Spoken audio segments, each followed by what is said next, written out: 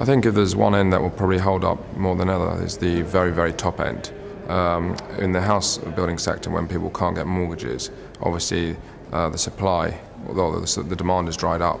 Okay, why? In our sector, people don't need mortgages to actually buy the apartments or houses, so they're not mortgage-led. So the demand is whether they want to come to London today, set up a base, educate their kids, whatever.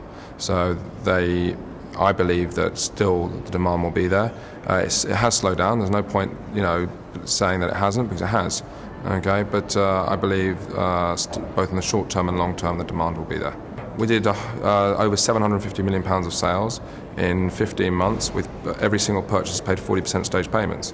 So if they walked away from those stage payments now, the average apartment is about £20 million. They're walking away from £8 million per apartment on average. So it has held up. People are still coming into the suite. They're slower to make a decision, but I think that will change now because the building is actually coming out on the ground. We did those £750 million of sales in 15 months when it was actually a hole in the ground.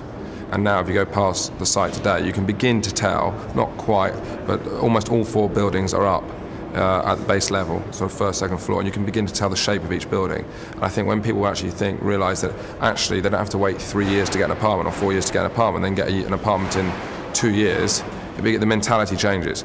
All the top-end international buyers today want something they can move into tomorrow.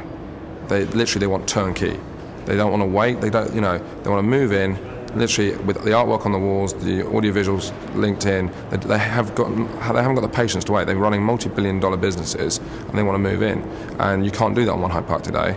But what it's looking like is that, well, it's 2 years away from completion. December 2010, effectively, is completion. They realise that they can move in. I think the criticism on Chelsea Barracks is very media-led.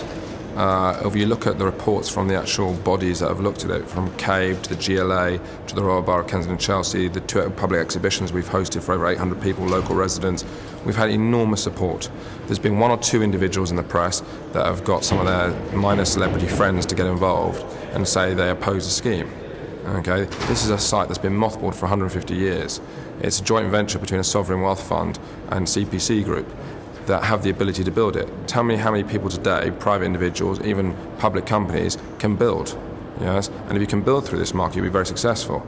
London needs this to happen. They don't want 13 acres of central London mothballed for the next 50 years. We're opening it up. It hasn't been opened up for 150 years. And I believe that we will resubmit planning in the next several months, and hopefully we'll get either planning permission late this year or early next year.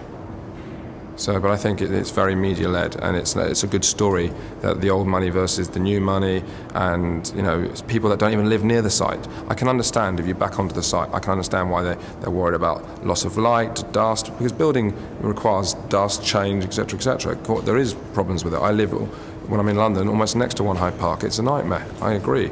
Okay, but if you want to change something for the better, you have to go through a bit of pain to get there.